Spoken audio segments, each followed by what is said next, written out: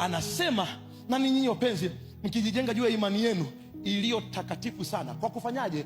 Kwa kuomba katika Roho Mtakatifu.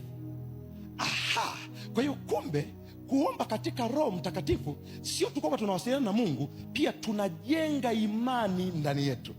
Kunapoinua imani yako ndani, kuna information za ulimwengu wa roho unaanza kuzipokea rohoni na kuja kuanza kujifanyia kazi ulimwengu wa mwili. Danieli sura ya 2 mstari wa 11. Mfalme ameota ndoto, ameisahau na anataka watu wamtafsirie ndoto aliyoota akaisahau. Anasema wakadai wakajibu mbele ya mfalme wakasema, hapana mtu duniani awezaye kuonyesha neno hili la mfalme. Anasema ni neno la ajabu hili linalotoka kwa mfalme, wala hapana mwingine awezaye kumwonyesha mfalme neno hili ila miungu wasio na kikao pamoja na wenye mwili. Zaburi sura ya 82 mstari wa 6 anasema kitu gani?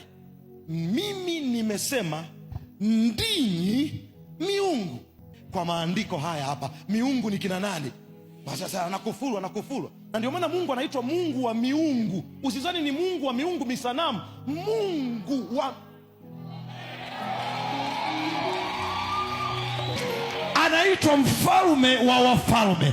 Yeye ni mfalme ukuu, alafu anasema ninyi ni ukuhani wa kifalme, taifa takatifu, watu wa miliki ya Mungu. Maana yake anapomwambia mfalme mambo ya namna hii hayawezekani ila kwa miungu isiyo na kikao na wanadamu, anasema ila kwa walokole wanaonenaga kwa lugha ya Roho Mtakatifu, wanaofanya vikao ambazo sio vikao vya wanadamu. Maana yake yaliyoshindikana kwa wafalme, yaliyoshindikana kwa waganga, tunaponena kwa lugha, we access the things of the spirit in the spiritual realm.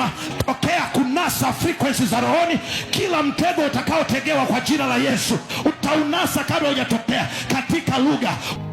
Umeelewa kwa nini watu tunanena? Naingia kwenye kikao, manake tuna makai ya daba, tunatoka kwenye mwili tunaingia kwenye roho, alafu kwenye roho wanasema mwanangu, hiyo kitu hiyo wamepanga ya kwamba wewe utafika mwezi wa 6, alafu nashangaa tu rapokopa kadaba, kumbe ni malaika Gabrieli. Anaambiwa Gabrieli, ulikuwa wapi mpaka mpango unafanyika huo? Gabrieli anaenda anashika zamu yake, na ndio uko hai mpaka leo katika jina la Yesu, na utakuwa hai kesho. I prophesy by the word of the Lord ya kwamba yeye aliyeanzisha kazi njema ndani yako ataitimiza.